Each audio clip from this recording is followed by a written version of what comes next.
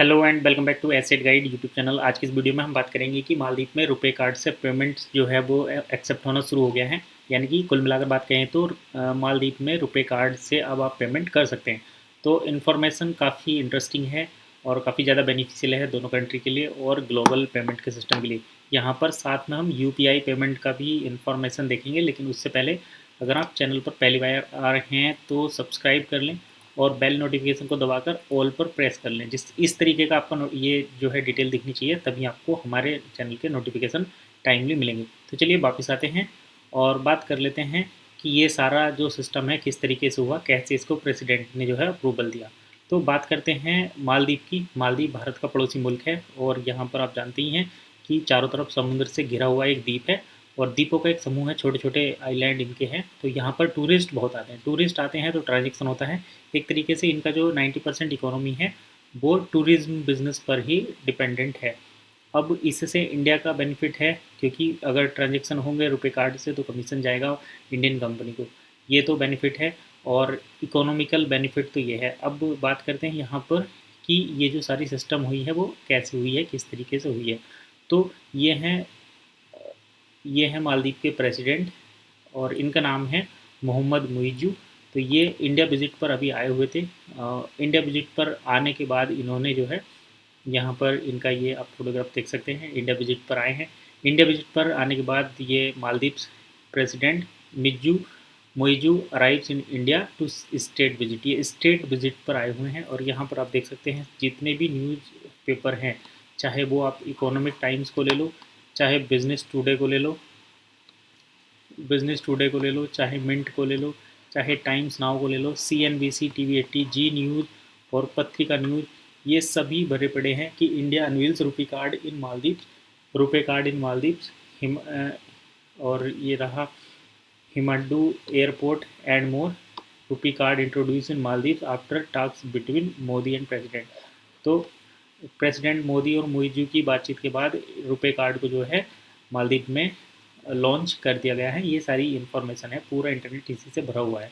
अब चलिए हम बात कर लेते हैं कि यहाँ पर और किस किस टाइप की इन्फॉर्मेशन जो है मिली है। रुपए कार्ड जो है वो क्या क्या है, किस तरीके का पेमेंट सिस्टम है।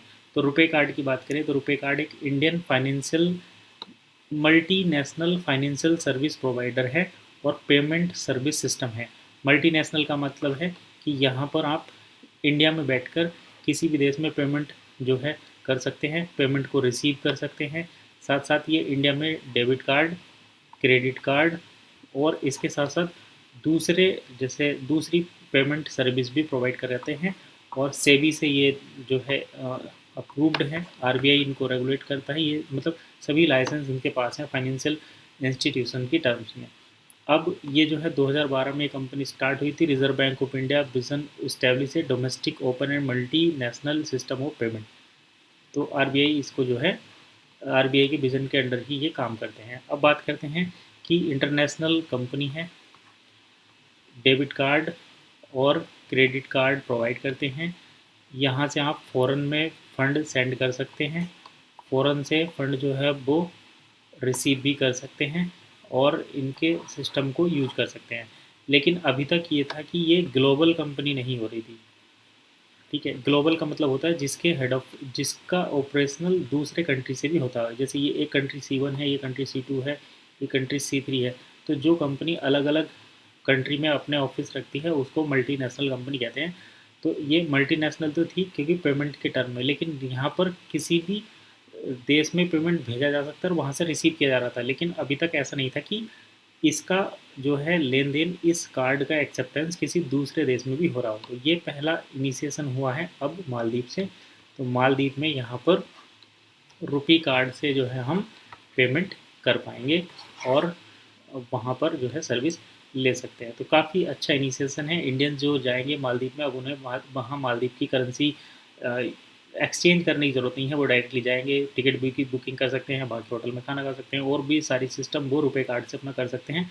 अब उन्हें मालदीव की करेंसी लेने की ज़रूरत नहीं है, इंडियन करेंसी में ही ये सारी चीज़ें हो जाएंगी।